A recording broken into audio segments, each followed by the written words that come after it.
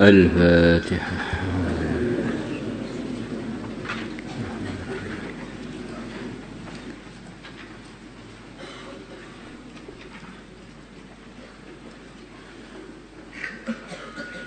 Bismillahirrahmanirrahim.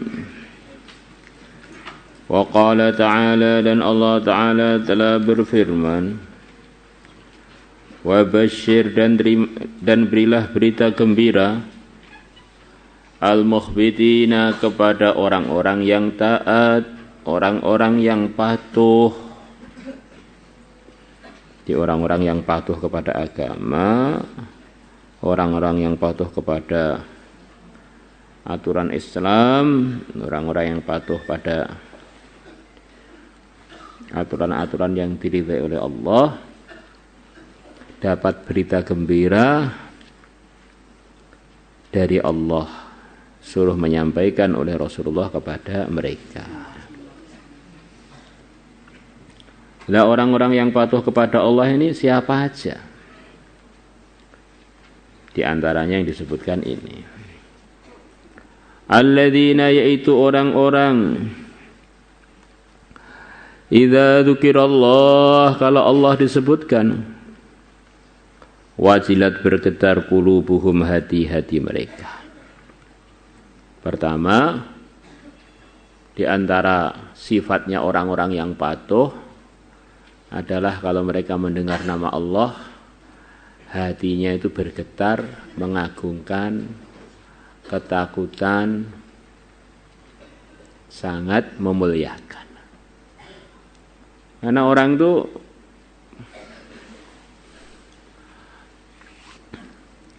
yang paham keagungan Allah, yang paham kuasa Allah, yang paham Allah ini adalah yang menciptakan segalanya, maka akan menimbulkan satu sikap bahwa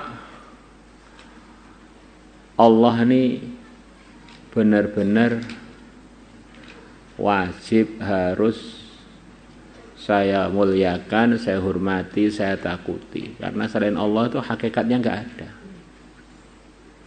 Ini makhluknya Allah aja, sebagian saya takut. Dengan ular saya takut, dengan singa saya takut, dengan preman saya takut. Masa dengan penciptanya yang menakut-menakutkan situ saya enggak takut?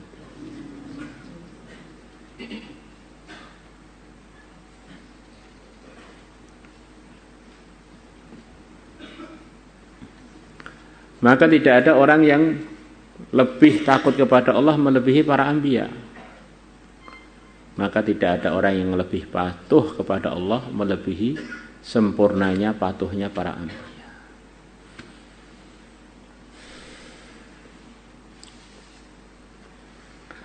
Was-sabirina 'ala ma asabahum, dan orang-orang yang sabar atas ujian, atas musibah yang mengenai mereka. Di antara sifatnya hamba yang patuh, diberi ujian itu sabar. Bagaimana dia enggak sabar? Wong dia ini yakin bahwa ujian ini datang dari Tuhan, satu-satunya yang berkuasa, satu-satunya yang mengatur. Dan saya ini adalah miliknya Allah. Kok saya tidak sabar? Memang saya ini punya hak apa?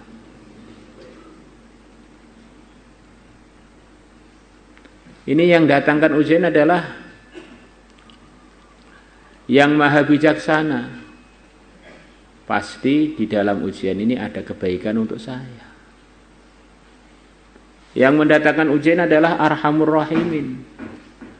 Pasti dalam ujian ini sebetulnya ada yang wajib saya gini. Ini justru sayangnya Allah kepada saya, biar mendapatkan macam-macam anugerah dari ujian tersebut. Jadi kesimpulannya, orang diuji nggak sabar itu, ya tauhidnya ada kelemahan, pengesaannya kepada Allah itu perlu diulang lagi, ulang lagi, ulang lagi. Biar nafsunya yang pengen berontak, yang tidak terima itu tidak diikuti. Saya ini salah apa sih kok diuji begini, diuji begitu. Kita ini hamba, kalau sudah diuji oleh Tuhan, hak kita hanya raditu billahi rabba. Sebagaimana telah disampaikan oleh Rasulullah dari Allah. Wahai hambaku, kalau kamu tak uji gak sabar, carilah Tuhan selain aku dan keluarlah dari bumi yang bukan bumiku. Kalau nggak bisa jangan macam-macam lah. Diuji itu jawabannya hanya satu, sabar.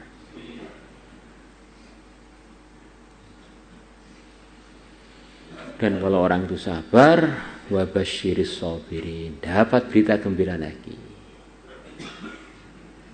Yuwaffas sabiruna ajrahum bighairi hisab, diberi pahala yang tidak terhitung. Yu'tauna ajrahum marratain, diberi pahala berlipat. Kemudian terusannya ayat ini, wal muqiminas shalah. Di antara sifatnya orang sabar itu adalah menegakkan sholat. Di antara sifatnya orang yang patuh itu menegakkan sholat. Jadi kalau orang itu belum menegakkan sholat, belum memperhatikan sholat dua waktu dengan sebenarnya, bukan hanya mengerjakan, tetapi menegakkan, menunaikan hak-haknya dengan peringkat yang terbaik, itulah iqamatus shalah. Waktunya, syarat rukunnya, gerakannya, Masya Allah, fardunya, sunnahnya, iqamatus shalah. Saya ini sudah baik Pak, tapi kalau sholat kok masih malas-malas, ya itu belum termasuk mukhbiti. Wa mimma razaqnahum yunfiqun, dan dari sebagian yang aku telah berikan rizki kepada mereka, mereka menginfakkannya. Jadi antara sifatnya hamba yang patuh adalah memahami bahwa sebagian harta itu biar kita diridhai oleh Allah harus kita infakkan. Allah tidak memerintahkan dari kita untuk mengeluarkan semua harta, sebagian saja. Maka orang itu kok katanya cinta kepada Allah, maka di antara ciri khasnya adalah tidak sayang untuk mengeluarkan sebagian hartanya demi cintanya kepada Allah, demi mendapatkan ridhonya, cintanya Allah. Pecinta kok pelit pada kekasihnya, ini kemungkinan kepalsuan cintanya itu dominan. Ada suami katanya sayang pada istrinya, tapi memberikan uang pada istrinya kok pelit, padahal suaminya mampu. Ini tanda kalau suaminya ini memang kurang cinta pada istrinya.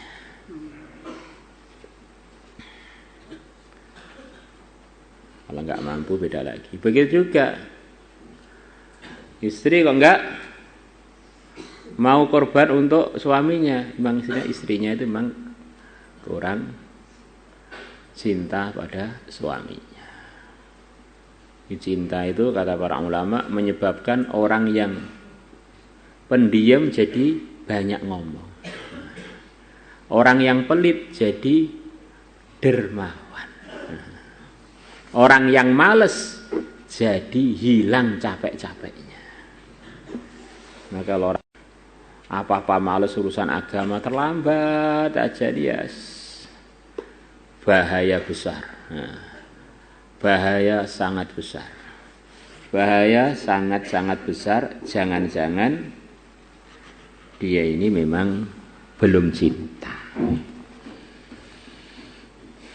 Masuk kelas males, mutolaah males, baca Quran males, jadi ini pecinta agama kita ya kaya rada mbletoke nemen.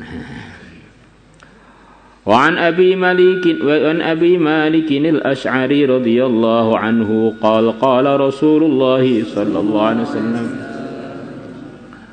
at-tuhuru bersuci syatrul imani adalah separuhnya iman.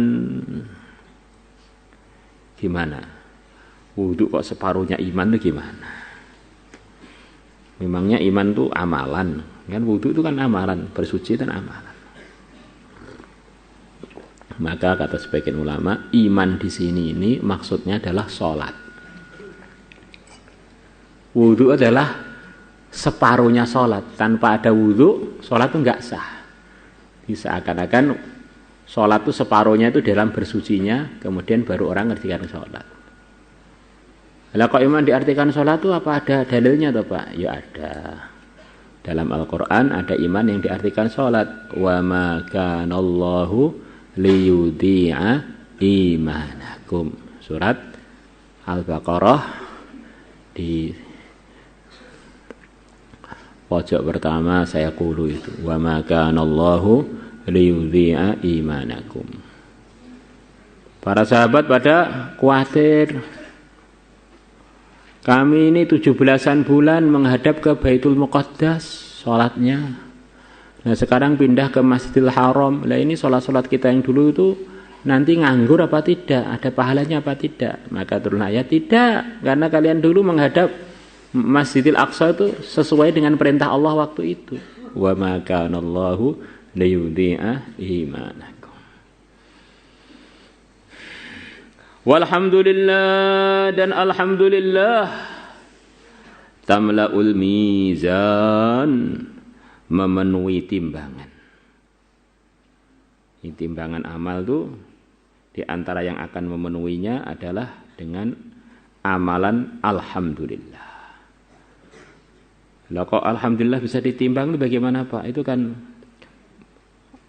angin benturan dengan makharid dan sifat huruf yang di mulut kita, akhirnya keluarlah alhamdulillah. Sekarang loh di mana-mana orang jualan oksigen. Oksigen itu sebelum dimasukkan tabung itu belum bisa ditimbang. Begitu masukkan tabung, beli oksigen 1 kilo, 2 kilo, 3 kilo. Itu di dunia ini apa itu angin itu sudah bisa ditimbang.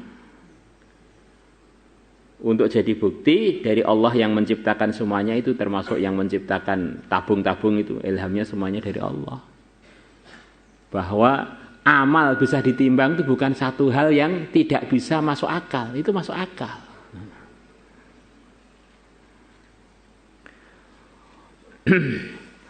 Wa subhanallah dan subhanallah, walhamdulillah dan alhamdulillah.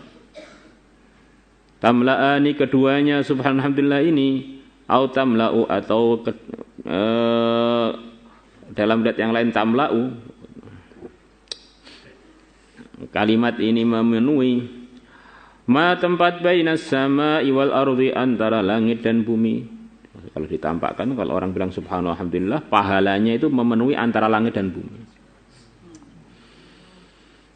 Wassalatu dan salat nurun adalah merupakan cahaya.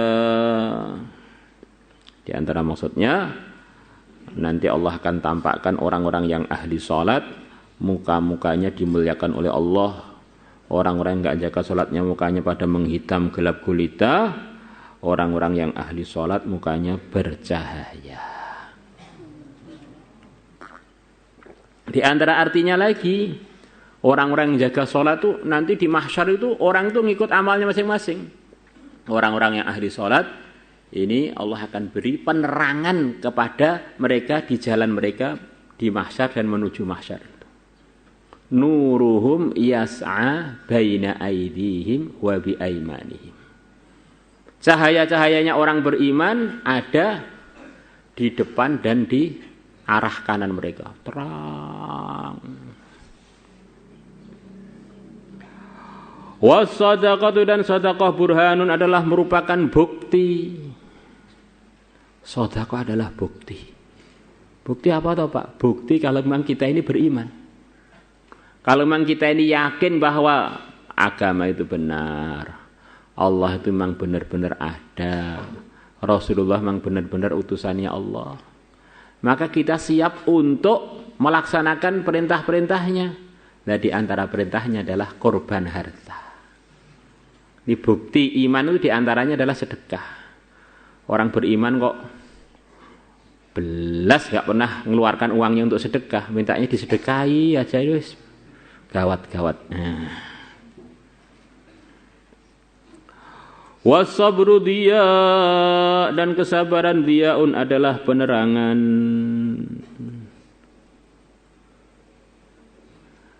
Apa bedanya dia dengan nur, Pak? Ada yang membedakan. Kalau nur itu cahaya. Cahaya itu ya seperti lampu ini kan bercahaya, mengeluarkan cahaya. Kalau dia itu tidak selalu ada sumber cahayanya, terang itu dia, terang.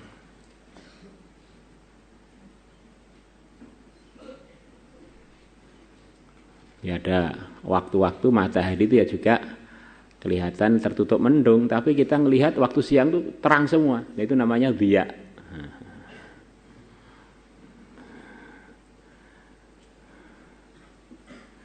Ya ada kemiripan tapi bisa dibedakan antara nur dan dia, ada berapa?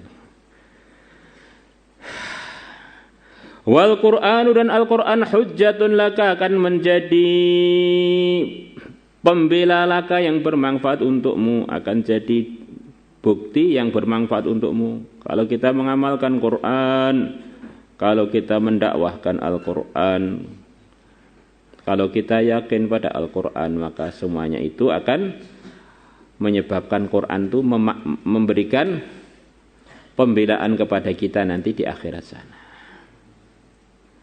Orang-orang ahli Quran yang takwa, begitu mau datang siksa kepada mereka,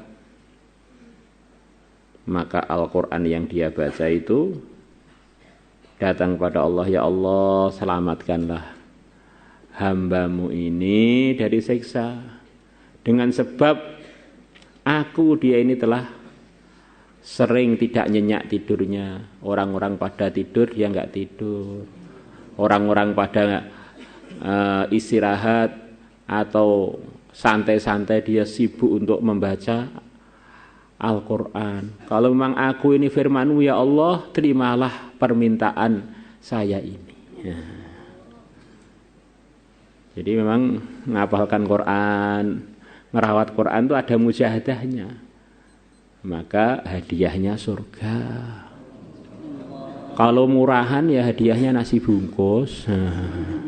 Ini surga petentengan, surga bidadari yang cantiknya pol. Santri putri kalau hafidhah gimana? Ya nanti akan jadi ratunya bidadari.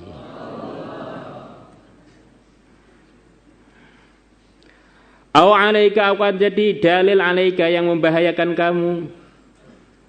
Kalau Quran yang sering kita langgar, nanti Quran itu akan datang. Ya Allah, ini hambamu ini sering langgar saya, hambamu ini sering tidak menggubris perintah-perintah saya.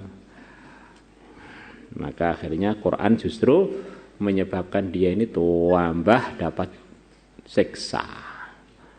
Al-Quran merintahkan umpamanya warka'u ma'ar raki'in, suruh salat berjamaah, dia salatnya berjamaah, selepas jamaah baru datang. Quran memerintahkan kullil mu'minina yaghuddu min absarihim wa yahfadhu furujahum. Seterusnya wa kullil mu'minati yaghdudna min absarihinna wa yahfadna furujahun. Suruh jaga pandangan, suruh jaga kemaluan dari yang haram. Malah hari-hari mandang yang tidak boleh dipandang, akhirnya kemaluannya tidak bisa dikontrol. Al-Quran memerintahkan laki atau perempuan tidak boleh pacaran. Wala muttakhidhi akhdan, para laki-laki tidak punya pacar. Wala muttakhidhati akhdan, para wanita tidaklah boleh punya pacar. malah pacarnya seambrek-ambrek. Akhirnya Qur'annya jadi hujjatun alaihi.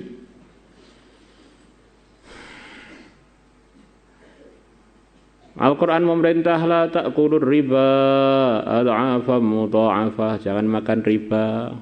Sudah nyantri sampai tahasus, rekeningnya rekening riba.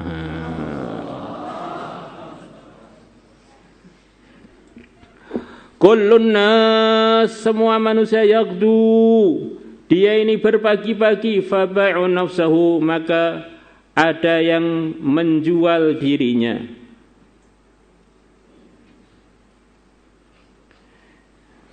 Fabai'u nafsahu, maka dia menjual dirinya. Famu'tikuha, maka dia membeli dirinya, memerdekakan dirinya. Au mubikuha, atau menghancurkan dirinya. Apa maksudnya ini? Maksudnya wallahu alam, fabai'u nafsahu itu semua yang kita kerjakan tuh, ini taruhannya adalah jasad kita yang hanya satu ini.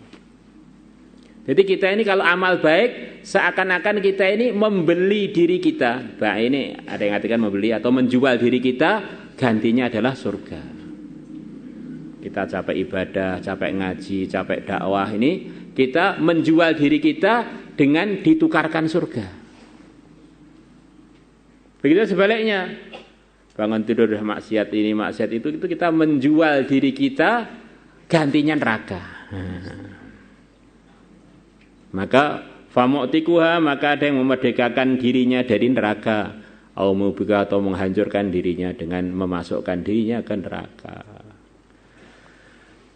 Di neraka itu produksinya dari diri kita ini, surga begitu juga. Maka setiap amalan kita itu jadi surga atau jadi neraka. Maka setiap kita mau amal apa-apa mikir, ini jadi surga atau jadi neraka. Gosok serandal ini surga apa neraka. Makan mendahului temannya, saya makan temannya enggak kebagian makan, ini bagian dari surga apa neraka.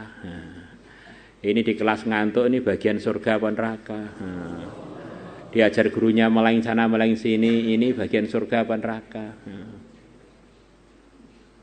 Maka ingat, fabai'un nafsahu famu'tikuha au mubikuha.